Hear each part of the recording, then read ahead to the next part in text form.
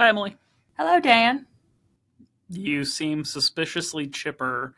I'm now a bit afraid of what you're going to say the topics are. Oh, it's nothing crazy. Just explaining Roth conversion timelines, 13 tax hacks and whether legitimate, and what to do about late enrollment in an HSA or FSA if you miss open enrollment.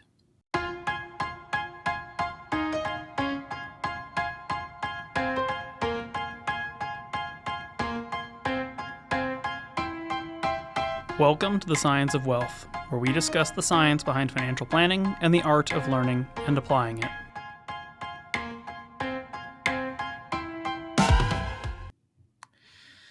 Oh, that is a shit sandwich of topics. You have two lovely topics wrapped around a terrible topic. Why would you do this to me? I like variety, keeps me interested. Joy. All right, well, let's talk about one of the fun things before you torture me with tax topics. I love that you think Roth conversions are a fun topic to discuss. They're awesome. They are. We do plenty of those. That's true. Before we get into it, I thought I would maybe have you briefly explain what they are in case anyone listening has no idea what we're talking about.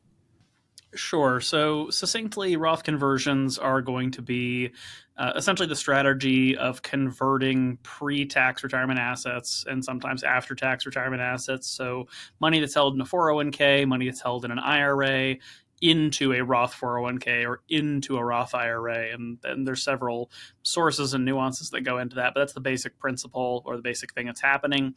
And the idea behind this strategy is if you have low income years, or maybe you take a gap between retiring and claiming Social Security where your income is super low because of that, that it can be a great strategy to go ahead and pay taxes early on some of your retirement. And then provided that your wealth compounds and that it's growing and that you live long enough, you'll end up with more money on an after tax and untaxable basis in your Roth accounts. So that way you have less tax liability over the rest of your lifetime. Beautiful. What about backdoor Roth conversions and mega backdoor Roth conversions? So those are two different things. That's an important thing to keep in mind here. When you make contributions to a Roth IRA specifically, there are limitations in statute based on whether you're single, head of household, or married. That essentially say if you make too much money, you cannot contribute directly to a Roth. However, there is nothing preventing you from making a non-deductible contribution to a traditional IRA, let's say on a given Monday, and then converting your after-tax IRA contribution amount into a Roth IRA the next Tuesday. Now, there's a whole separate conversation we could have here about something called the pro rata rule, which can make that a really messy, bad idea. But assuming you didn't have any of those complicating factors, it lets you get around the income limit on making direct Roth IRA contributions. In the case of the mega backdoor Roth, the idea here is that you already have an employee contribution limit to your 401k plan. So this year, for example, it's $23,500 if you're under 50. It's $30,500 if you're over 50. And then if you're 60 to 63, there's a couple more $1,000s on top of that. But essentially, the idea here is if you work in a company, particularly big companies like Amazon or Apple, where they have this set up appropriately, you can make after-tax contributions, not pre-tax deductible contributions or Roth contributions to your 401k above the 23,500 limit or the additional limits for catch-ups.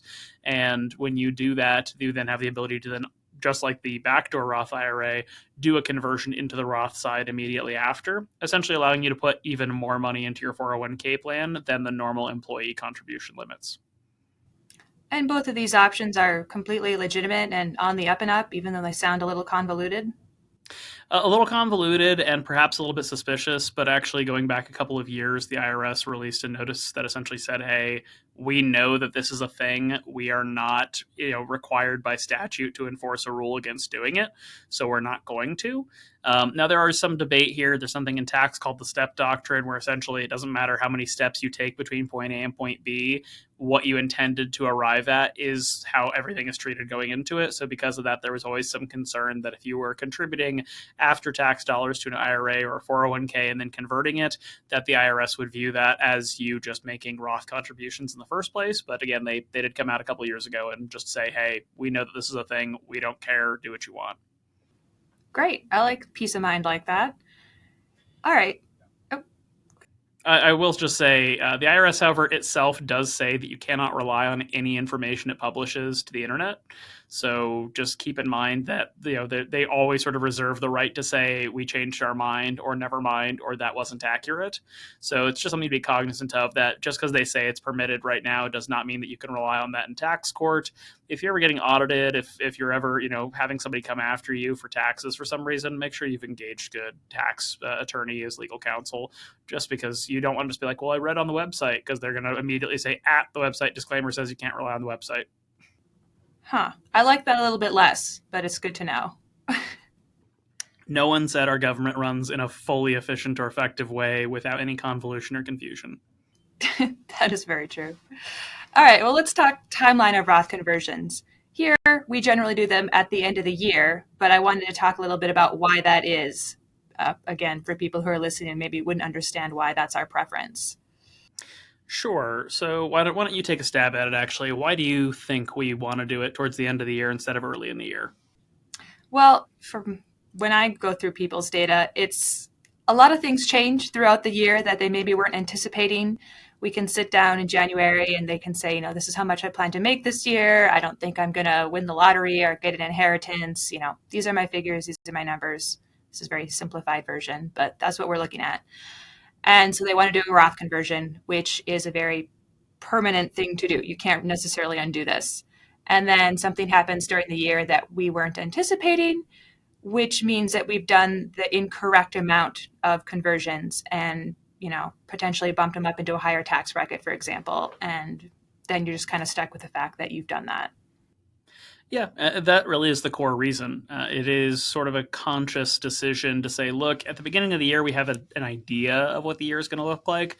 But what if, right? What if you inherit money? What if you, go gambling up at Blackhawk and suddenly have some surprise winnings? What if you own some stock that wasn't worth much and then it's worth a lot, and then you need to buy a car, so you decide you're going to sell the stock? That creates a taxable event. There's just a lot of uncertainty between January and December. So we like to get into sort of the November, December timeframe and go, okay, we're really close to the end of the year. Surprise risk is pretty low at this point.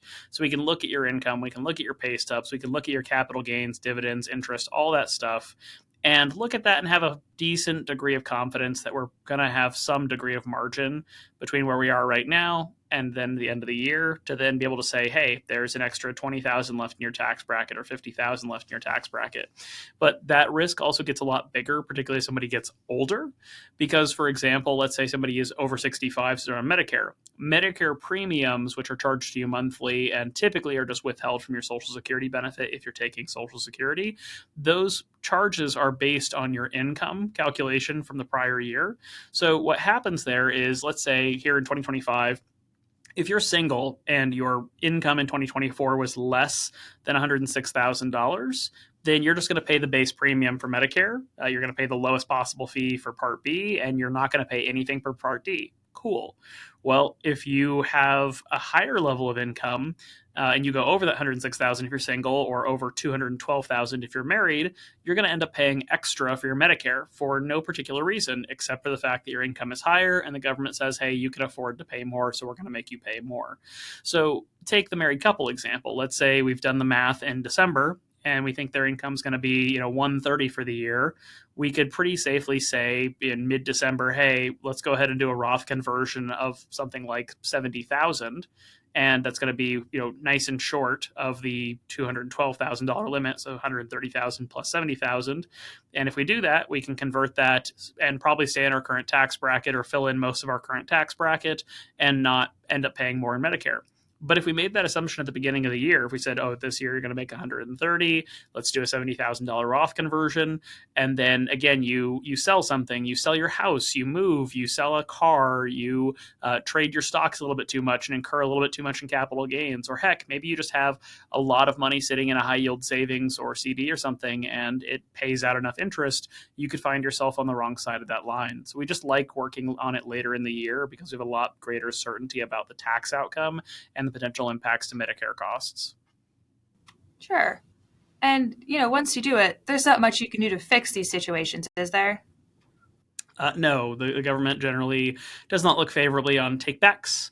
There's a situation here where maybe one of the two spouses in this example is still working, and we realize we went over the limit too early in the year and we're going to be on the wrong side of it, but they have access to a retirement plan, so they can try to shove some money in a 401k to drop their income.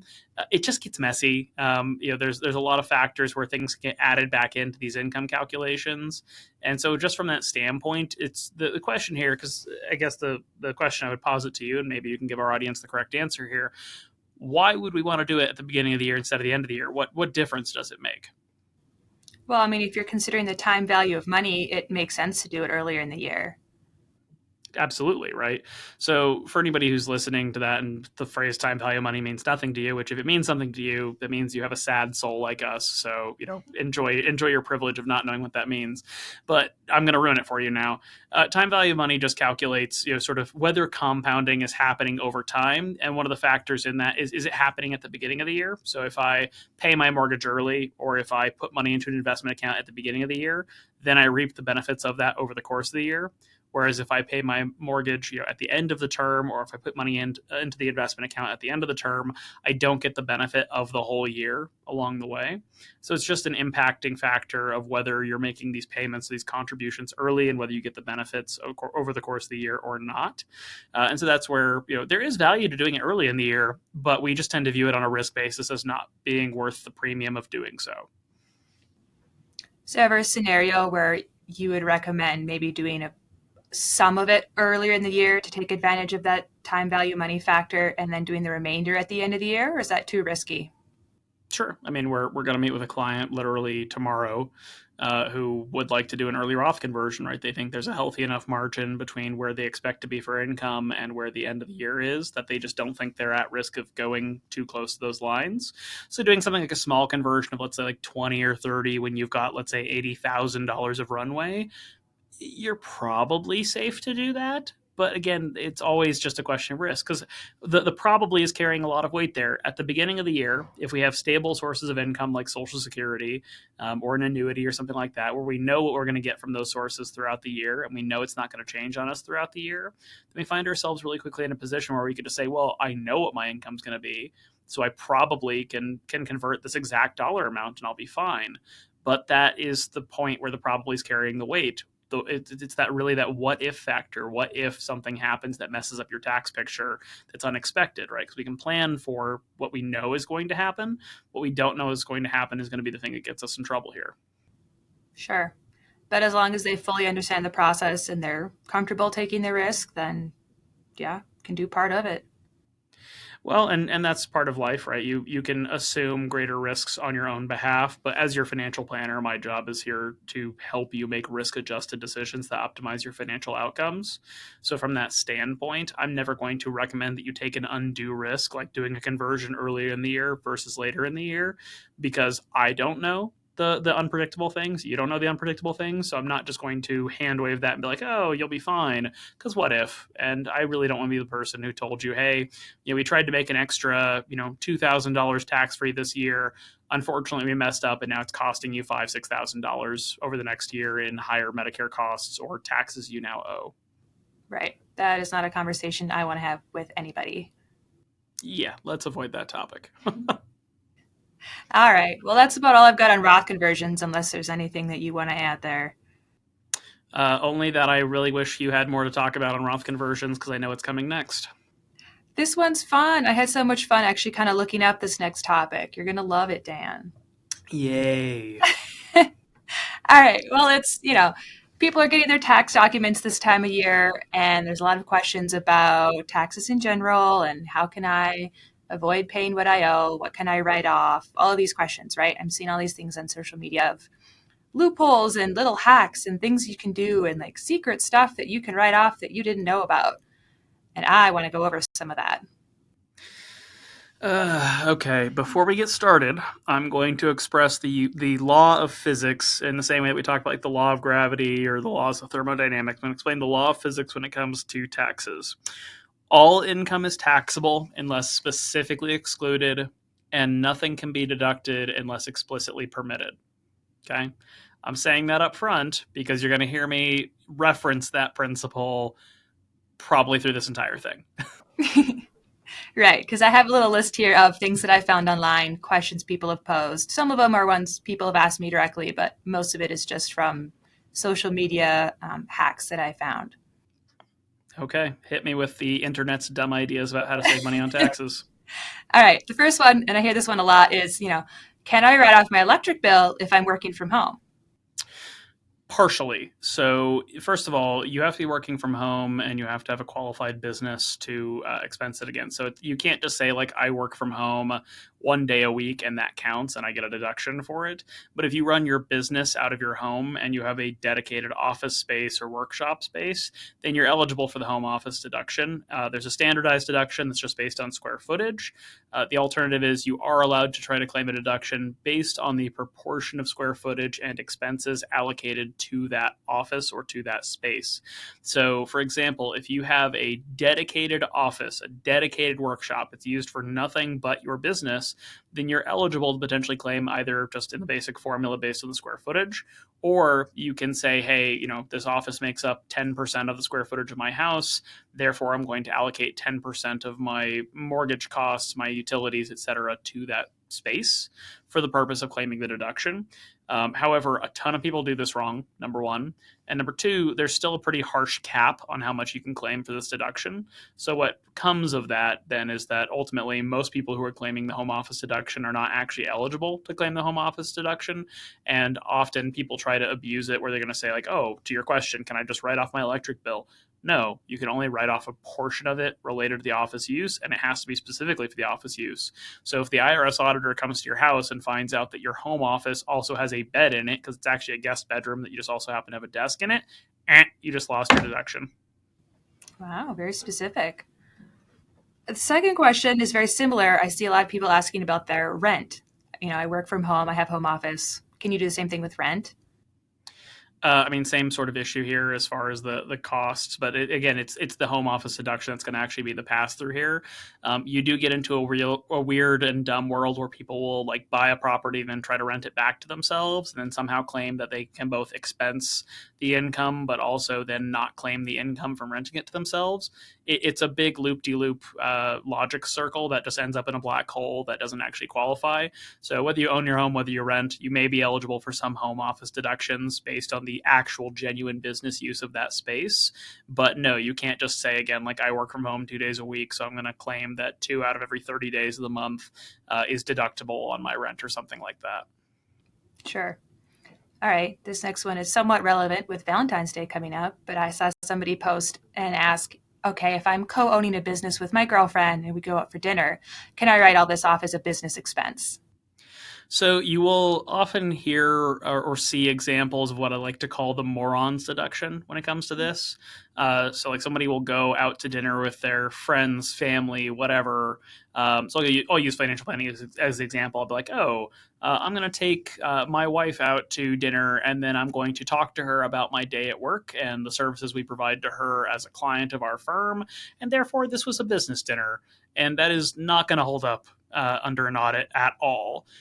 So not only do we need to have like the receipts, but the dinner and dining expenses need to be reasonable for that purpose. And all of this is going to flow through just a basic criteria, which is at the end of the day, is the expense being incurred ordinary in the type of business you're running and necessary in the type of business you're running. So you can't just take all your friends and family, your girlfriend, whatever, out to dinner and just be able to claim like, oh, well, I mentioned that I'm a financial planner at dinner, so now it's a business dinner. That's not how it works. It has to be a business meeting that happens to involve a meal to be eligible for this type of deduction. Otherwise, you're just committing kind of casual tax fraud. Now, to be fair, a ton of people do this. They shouldn't do it, but they do it. And it's something to just be mindful of, that owning a business does not mean that you just get to start writing off your day-to-day costs of living. Right. Okay. Well, the next one's a little bit different. I saw somewhere else it said if you've been the victim of a cyber attack and paid money as a ransom or something like that, you can claim that amount lost as a tax deduction. Is that true? So that actually is possible. Losses from theft, so something you've actually reported to the police, said, hey, like, my bike has been stolen, my car has been stolen, or in this case, right, my computer was taken over and I had to pay money to get it back. Those are losses from theft. And so as long as you've done the correct documentation and reported the crime and so on, and can actually validate that you had a genuine financial loss from that, that is actually something you might be able to deduct. I wouldn't go courting cyber crime against yourself to find a reason to burn money to try to write it off. You're better off just keeping the money and paying taxes on it. But if you're a victim of a crime, there are some tax deductions that go hand in hand with it.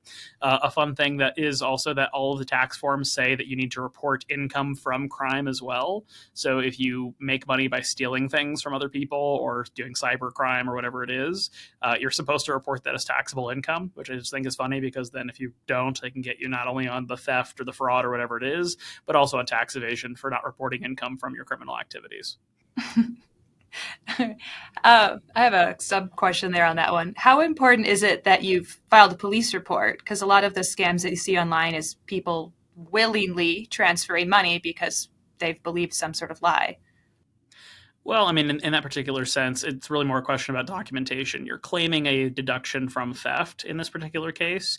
And so it just becomes, how are you substantiating that, right? If the process for paying off the ransom was you just needed to Venmo somebody some money, then that doesn't really look like a ransom payment to an auditor. That looks like maybe paying somebody for dinner or paying somebody rent or paying off, some plane tickets or whatever else that your buddy bought you. So I think the police report helps with the substantiation, and you could keep and save all the emails or messages you've received or something like that to help substantiate it. But just in general, you are a victim of a crime. I think it's a good idea to report crimes as a general premise, unless maybe there's like a talk to the police and we'll kill a hostage situation going on. But otherwise, I think just generally speaking, you should probably be making the law enforcement aware of crimes that you are a victim of. Very true. Okay, now I've got one about dogs. Someone online claims that I can claim a guard dog as an expense if it protects the premises of my business, and I can write off vet bills, food, training, all of this stuff can be deducted. So this just comes back to the ordinary and necessary principle. If I bought a dog for our office here as a financial planning firm and tried to claim it was a guard dog, I think any auditor would be like, cool, what was it guarding? What was the necessity of this? What good is this dog doing you relative to the nature of your business? But if you ran, a private security company, a paramilitary company, or even, you have a dog-based business, right? You're a professional trainer, then it has to do with your business, right? If you're a farmer, animals are part of your business.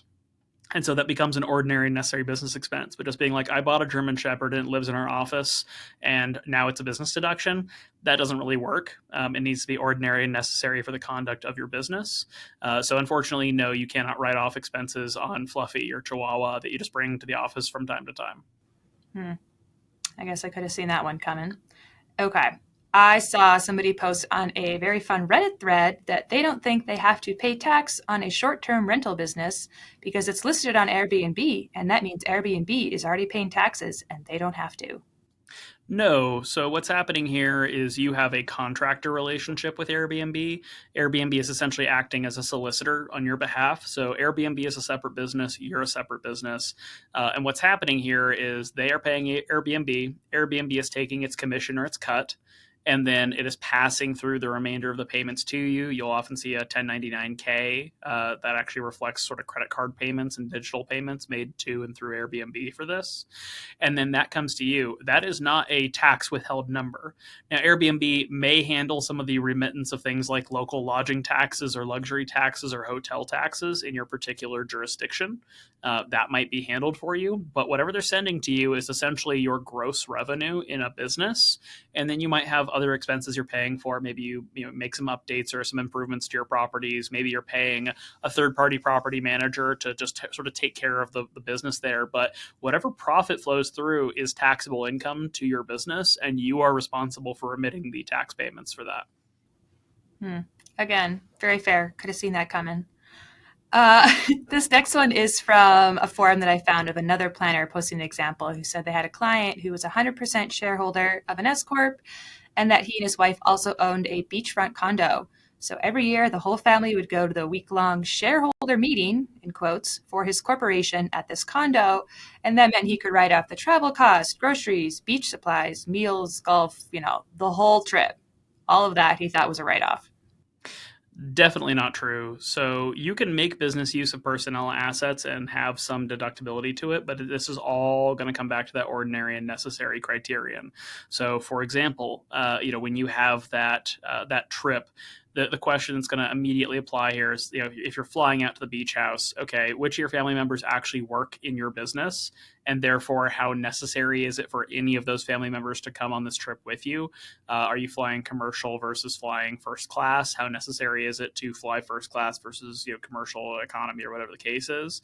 When you get there, right, what percentage of your activities spent on the property are business related versus just having a good time? Essentially, the breakdown here is anything that's a legitimate business expense as part of this. Let's say you are a business partner with your brother, so you're going to bring your family, and your brother's going to bring his family to the condo and whatnot, and you're going to quote unquote rent it to yourself or something like that. Any part of this that you and your brother are involved in, your travel to the location, some of your meals, some of your expenses related to this could be deductible. But what they're trying to do here is abuse a couple of things. They're trying to abuse something called the Augusta rule, which allows you to rent out a property for a limited amount of time throughout the year and essentially ignore the taxes on doing so. But again, personal use is a pretty clear abuse of this that a lot of people run afoul of. And then all this stuff about like golf and meals and outings and beach supplies, none of this is ordinary and necessary. None of this is required. I'll use our recent company retreat as an example of this. There's no beach house, but for that trip, the entire team flew first class to New Orleans. We stayed at a nice hotel. We had meetings. We did company stuff. We also had some outings. Everything on that trip that was a core expense. So, for example, the economy value of the trip for the flights, the actual base lodging cost for the hotel stay, and sort of the nominal cost of some of the meals were business deductible on that trip. But conversely, the fact that we flew first class versus economy, that to me, that became an owner's draw to me. That was a luxury that I was essentially paying for out of pocket. That was not a deductible expense. Going to Commander's Palace for one of the dinners, very nice. It's not Michelin star rated, but it's that quality of restaurant. That's a very nice restaurant, not ordinary and necessary. So there's some deductibility of a base level of cost, but I was not going to get to write off the almost $1,000 bill for that dinner. And that just comes back to the core basis here. Anything you're doing has to have an ordinary and necessary business expense purpose. And a lot of people get themselves in trouble by listening to influencers who are like, I bought a luxury car and then I put my logo on the car, so the car is a write-off. And then I bought some tailored suits and I embroidered my name on it. So that's part of my business now. Like, all this stuff is just absolutely rampant tax fraud. And the thing is, a lot of people are getting away with it because the IRS is underfunded, understaffed, and can't audit enough people. But in a world where everybody got audited every year or had to justify their expenses, none of this crap would fly. How are you keeping track of things like you said, the economy value of the flight, for example, versus what we actually paid for first class? You're just keeping receipts of the difference and everything in case you do get audited? Yeah, so keeping receipts from the actual flights themselves, but then also running the cost differential to have those same flights for everybody, and literally printing off sort of the screenshot view of that web page saying, here's how much the economy flight costs. That's the deductible travel expense here, but the delta between that and the first class seats is all essentially non-deductible owner's compensation because I'm choosing to take that in. There's then an extended part where you can say that this is actually employee compensation or employee wage benefits here. I chose not to pass that on to you as the employees. I chose to take that on myself, bearing in mind that I have a higher tax rate than anybody else at the company. So it's actually paying more taxes than if I passed it through to you.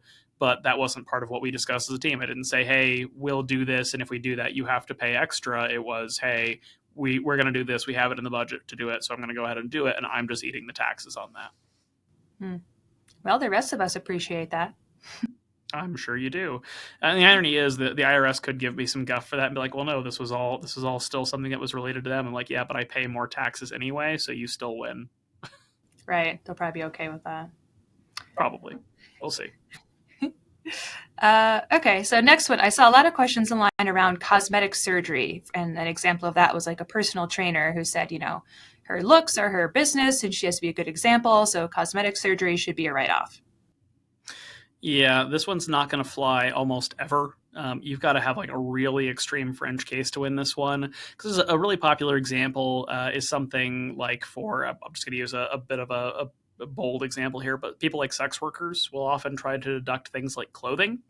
But the rule on making deductions, that sort of thing, is that it has to be uniquely used for that business. So if you work at a company and they have like a shirt or a logo shirt or like a special pair of coveralls or something that you wear that you would never wear for any other reason or any other purpose, or it's like a hazmat suit sort of thing, that's the sort of stuff you can deduct when it comes to your appearance. But when you do something like buy nice suits or nice clothes, you're not going to get to deduct that. When you do something like plastic surgery, again, there's a handful of tiny cases where some influencers, or again, sex workers are a common example of this, have been able to make the case that their appearance is so core to their brand or to what they do that they've been able to deduct it. But the number of people who've claimed that and lost that battle grossly outweighs the number of people who haven't. So for somebody like a personal trainer, the court would look at you and be like, well, as a personal trainer, isn't the only thing that actually matters to your business that you are A, physically fit, and B, can train other people?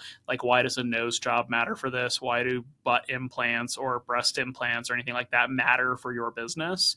You're going to lose that one almost every single time. So you can give it a shot, but I would be fully in expectation that you can't deduct it and that you're going to end up paying taxes and penalties related to a false deduction. All right. Well, we won't try that one. All right. Here's someone, and he was all worried, and he wanted to know if he can pay his wife for housework or something similar so that she has earned income and can contribute to an IRA. You don't need to do any of that. You can always contribute to a spousal IRA on your spouse's behalf. We can cut all of this domestic work stuff out. He's really worried for no reason then. I hope he hears this podcast. There is a version of this, though, where you do see some parents try to like say, oh, I pay my kid 10 grand a year to like take the trash out. And that's a good example where you're just going to get in trouble for it, because the obvious audit question here is, how much would it cost to pay somebody else to take the trash out at your house? And the answer is not 10 grand a year. Well, that kind of ties to the next one, the example of, can I pay my child for something like being the model for my business? I use a picture of my baby in an advertisement and, something around all that. Easy audit question here. How much does a stock photo of a baby cost? And the point there is going to be back to ordinary and necessary. Is it ordinary to use pictures of children or your family or something like that as advertising in a small, closely held business? Yeah. Lots of, my pictures on our website, your pictures on our website. It's very normal to see pictures of like the owner and their family or something on different types of websites. Like, that's very normal. When you try to say like, oh, my kid is a model and therefore I need to pay them 20 grand a year so I can max out a Roth IRA for them or something like that, all the IRS has to do there is say, unless your kid is a legitimate model, like your kid is the Gerber baby, right, and is actually making a serious living or a ton of income being an actual like child model, then this is not ordinary and necessary. You're just trying to overcompensate for something stupid, and it's going to be disallowed. So you and I shouldn't put model in our resumes? Well, yeah. I mean, if on that particular level, if you want to go for it, I think you could probably get away with that. I definitely cannot get away with that unless there's like a grumpy old men quarterly or something that I could be on the cover of. There probably is. I'll look into that for you. The next one I found was in reference to lawn care expenses. Someone was saying, I run my business out of my home, and I have to, if I demonstrate that my house is my workplace and it's important that having the nicely manicured lawn and blah, blah, blah. Can I write that off? Nope, you're going to fail the ordinary and necessary test there almost instantaneously. I think you would have a better argument if you ran a landscaping business, or if you were something like a real estate developer. You could, for example, write off the costs of landscape improvements to a model home in a housing development you're working on, because you're doing that to advertise the properties you're selling. But if you just say like, oh, I need to have a beautiful house and therefore it's ordinary and necessary for me to have a beautiful house, that's not going to fly. Another version of this you sometimes see is realtors will buy really expensive, overpriced cars. They'll drive like an $80,000 Lexus, and they'll say, well, I have to look good to my clients. No client on earth gives a flying fuck what kind of car you drive, Kendra. Like, it's a car that gets you to showings. And they would be just as understanding if you drove a minivan because you have 3 kids. Like, it just doesn't actually matter. And that's where a lot of people, again, not a lot of people are getting audited because it's just the IRS being underfunded. But if you get audited for that on an ordinary necessary basis, you're going to find yourself in trouble pretty quickly. Okay. Well, my second to last one, Dan, you're almost there. Someone who's saying, I work for a church and they don't pay taxes, so therefore I don't have to either. I fall under that same umbrella. You do not. If you work for a church, you are a W 2 employee of that church and you have to pay ordinary federal, state income tax and payroll taxes. There are some exemptions for things like a parsonage allowance, which is where you get into things where, like, there's a little house behind the church that the priest lives in or something like that. That is the same tax provision where you get into crazy things like megachurch reverends living in mansions. That's a whole separate conversation and topic. But just generally speaking, if you're any random employee for a church, there are no special tax rules for you. And if you are a religious employee of that church, i.e., the priest or rabbi or whatever is applicable to that particular faith, there are some special rules around retirement plans and housing allowances, but not to the point where you can just say, I don't have to pay taxes. Very sad. Okay. The last one I saw several variations of online, and it was okay, my gambling losses are a tax write off, so it's basically free. Simple mathematical question here. If I burn $1 to save 20 cents in taxes, how did I net out? The answer here being I lost 80 cents. So you can write off gambling losses against gambling winnings, because at the end of the day, it's a net of gambling wins and losses question as far as the taxes go. But you cannot just gamble all your money away and then claim that you don't have any income. You can only claim the deduction to the point that you net out at zero, not that you then have negative income that you can write off against all your other sources of income. Again, sounds about right. Okay, Dan, you made it through that question, and we can move on to our third and final topic. Oh, thank God. Okay, so let's say, and we're in a scenario, I missed enrollment for an FSA, for example. Do I have any options? Same thing for HSA, so either one we can answer here. So if you missed your open enrollment window, there's a couple things that kick into this. Number one, does your employer plan permit changes? Because some companies will just be like, yeah, you can do that whenever you want. You're fine. Other companies will say, no, you have to do it during open enrollment or a special enrollment period. Special enrollment periods are triggered by life events. So the gain of a job, loss of a job, addition of a child, loss of a family member.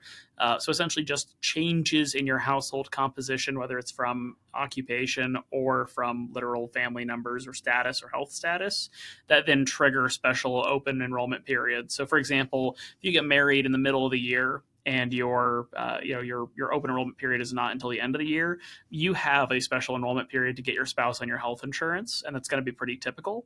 The same thing's going to apply here in the HSA and FSA land. If you do not have an employer plan that permits changes at will or ad hoc, then you're going to need a special enrollment event to make that possible.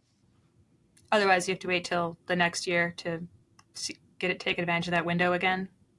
Essentially, right? Because the big thing on group employment and benefit plans, like for you, it's always about like what's good for me and what's flexible for me. You have to understand, particularly the bigger a company gets, that this becomes a very large administrative task, because technically they have to report every year you, your spouse, your children to these insurance carriers so they can price their policies appropriately. And so if you're sort of willy-nilly trying to make changes in the middle of the year, most carriers don't want that to happen. They need stable revenue throughout the year so that they can actually insure against the risk pool that your company or your group of employees actually applies to. Sure. Okay. Well, could you briefly explain the difference between a healthcare FSA and a dependent FSA? So both of these are going to have a core distinction from an HSA, which is that you have a use it or lose it provision. You have to spend the money by the end of the year. Some plans allow up to a 2 or 3 month grace period, so out to like February or March, that you can spend the money from last year. But if you put money in any type of flex spending account and do not utilize it for a qualified expense, it is going to be remitted to the Treasury after the end of the grace period. So within that, the core distinction between a healthcare and a dependent care is really in the name. The healthcare is there to pay for glasses, prescriptions, checkups, copays, you name it, for medical care. And the dependent care is going to be there to pay for childcare from a qualified or registered provider. Can I use it for a nanny, or does it have to be like a facility? It could be for a nanny. You're going to run into things then where often a lot of people have household employees that they're not accurately reporting or doing taxes for. The way that a lot of people treat household employees is that they say, oh, you're actually just a contractor, even though you nanny for my kids 5 days a week, eight hours a day. which sure does make you an employee. But in those particular cases, a lot of people will just write the check and be like, cool, you're self-employed, you're on your own for that. And the FSA would be eligible for either type of expense there, so long as you're actually doing the tax compliance correctly. If you're just writing checks from your FSA to some random person and then claiming that they're a nanny, you can do that in how you file your taxes and whatnot, but you're probably going to have problems during an audit. Yeah. Could somebody have both kinds of FSAs, or do you have to have one or the other? You can have both kinds. The bigger restriction is that you can't have an FSA and an HSA on the healthcare side simultaneously. So you could, and this varies in households. You could have a situation where one spouse has an HSA and one spouse has an FSA, and that has to do with separate employer plans and whatnot. But generally speaking, the same person cannot have an HSA and an FSA. They're only going to have one. In that particular practice, though, you could have a healthcare FSA and a dependent care FSA, or an HSA and a dependent care FSA. Okay, I guess that makes sense about why we look at everyone's employee benefit guide then when they onboard. Well, yeah, not only because it's important to understand what options are available to them, but also to make sure that we're not doing contradictory things. Because the trick is with a lot of this stuff is no one's going to stop you. Like, there's no FSA police or HSA police that are going to just jump out of the bushes and be like, hey, you can't do that. You'll do it, or your employer might let you do it if they don't have good controls in place. But when it comes time to either file your taxes or to complete an audit, you're going to run into issues with it. Do they send out any kind of reminder towards the end of the year, like, hey, your FSA, you should spend that, The good providers do, because that's sort of the obvious thing. Like, nobody actually wants this money to go to the treasury. They would rather you get some use out of it. This is where also a lot of medical providers like dentists and optometrists say that December is the busy season, because a ton of people are like, oh gosh, I've got $800 left. Better go get my eyes checked. Better go get my teeth cleaned. That makes sense. All right. Well, with the shit sandwich of tax questions devoured and survived, thank goodness, I will now turn this back on you. Emily, what is the thing you have learned here in the last couple of weeks that you think is valuable for our audience to know and learn and garner from your experience? I would say that I've learned that you are correct, that it's good for a financial planner to have a financial planner, because I have all of my tax forms and I haven't filed. And I also haven't opened my HSA for this year, even though I've done all of these things and helped everyone else do it. I haven't done it for myself. Yeah, accountability is one of those tricky things where, if it was just about knowledge, we would all be super rich, super fit. And yet, shockingly, most of us are not super rich or super fit. It really is not only about application, but consistent application. And sometimes you just need an accountability partner. It's just more fun to do all the things for everyone else. It's boring to file my own taxes. Well, think about it this way. You're probably going to get money back, so file your taxes sooner than later so you can get money. That's true. I can buy a new backpack. All right. There you go. Your trip to Patagonia is already partially funded. There we go. I'm well on my way.